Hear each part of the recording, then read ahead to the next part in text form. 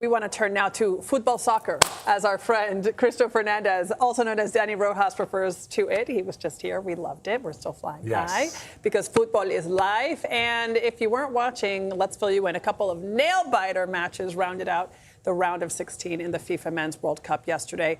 Both came down to the last minute. Argentina, Vlad's favorite, pulled off a come from behind win against Egypt. And Switzerland took home the W in penalty kicks against Colombia.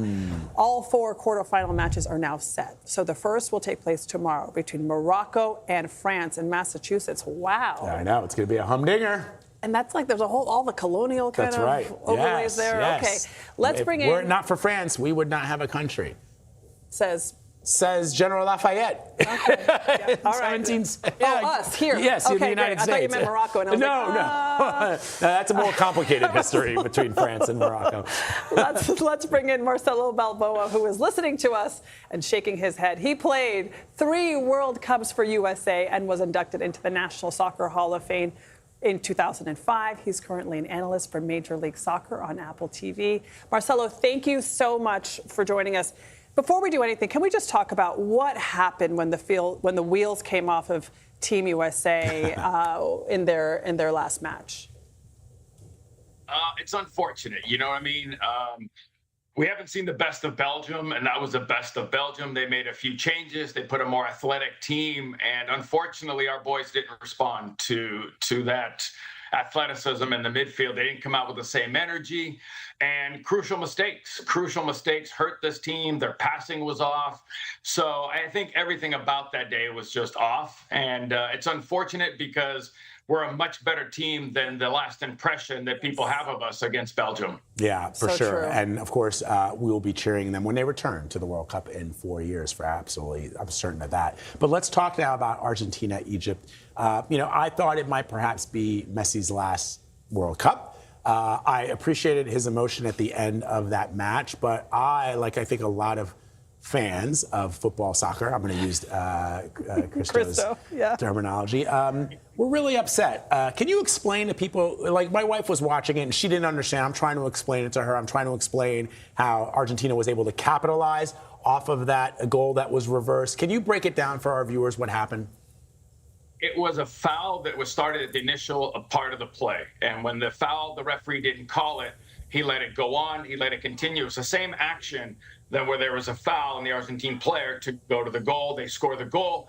VAR is able to come back at the initial part of the play and see if there was a foul. If there was a foul, then the ball is brought back in that initial play to that area. And I understand. If you're Egyptian, you're very upset with everything. If you're Argentinian, you're happy.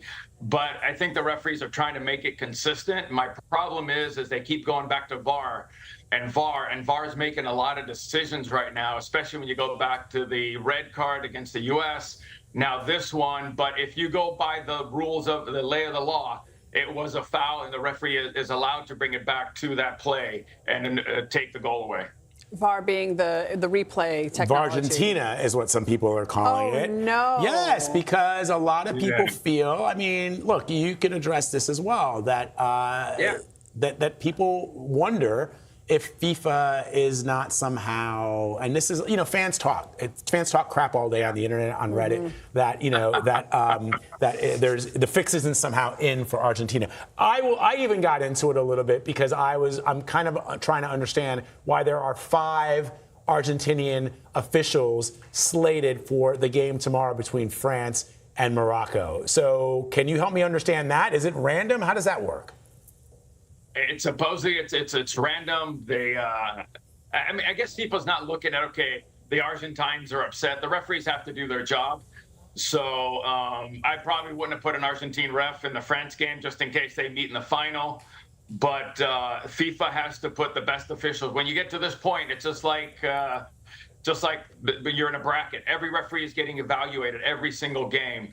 And the better you do, the more chance you have to go on into a round of 32, a round of 16, a quarterfinal, a semifinal. So this was probably one of the better crews that they decided to put on this game. And hopefully, again, listen, we hope that the referees don't don't mess with the game as much. Overall, I think the referees have been pretty good.